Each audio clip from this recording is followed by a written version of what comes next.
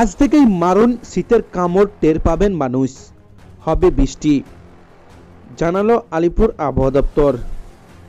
তো আজ থেকে উত্তরবঙ্গ সহ দক্ষিণবঙ্গে কোন জায়গাগুলি কনকনে শীতের পূর্বাভাস এবং বৃষ্টির পূর্বাভাস জারি করছে আবহাওয়া দপ্তর, এ বিষয়ে তারা কি জানাচ্ছেন বিস্তারিত জানতে হলে ভিডিওটিকে প্রথম থেকে শেষ অবধি সম্পূর্ণ দেখবেন। আর এই ধরনের খবরগুলি সবারই প্রথম পাওয়ার জন্য চ্যানেলটিকে সাবস্ক্রাইব করে আমাদের সঙ্গে থাকবেন। তো চলুন এক নজরে দেখে নেওয়া যাক। বছরের শুরুতে রাজ্য জুড়ে দেখা গিয়েছে শীতের আমেজ। আবহাওয়া দপ্তরের পূর্বাভাস অনুযায়ী আপাতত সমস্ত জেলাতেই 2 থেকে 3 ডিগ্রি তাপমাত্রা পতন হতে দেখা যেতে পারে।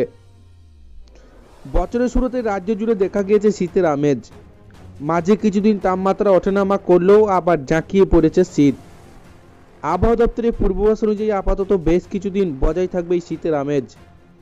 অজ্ঞানের শেষের দিকে এই রাজ্যে শীতের কামড় টের পেয়েছিলেন সাধারণ মানুষ, তবে মাঝখানে তাপমাত্রা বেড়েছে।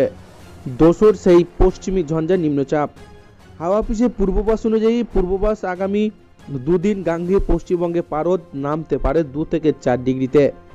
যে ঠান্ডা পড়বে তা আগামী 3 দিন থাকবে, অর্থাৎ আগামী 4 দিন দক্ষিণবঙ্গের অধিকাংশ জেলাতেই শীতের অভাব হবে না। মকর সংক্রান্তির আগে দক্ষিণবঙ্গের একটানা বড় অংশে শৈত্যপ্রবাহ চলতে পারে। একই পূর্বাভাস হিমালয় সংলগ্ন উত্তরবঙ্গের জেলাগুলিতেও। সেখানেও আগামী 2 দিন পারদ 2 থেকে 4 ডিগ্রি কমতে পারে, যা আগামী 3 দিন পর্যন্ত কার্যকর থাকবে।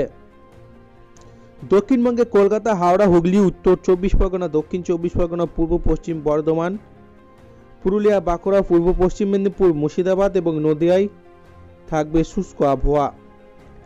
তাই আপাতত বেশ কিছুদিন চুটিয়ে ঠান্ডা উপভোগ করতে চলেছে দক্ষিণবঙ্গবাসী।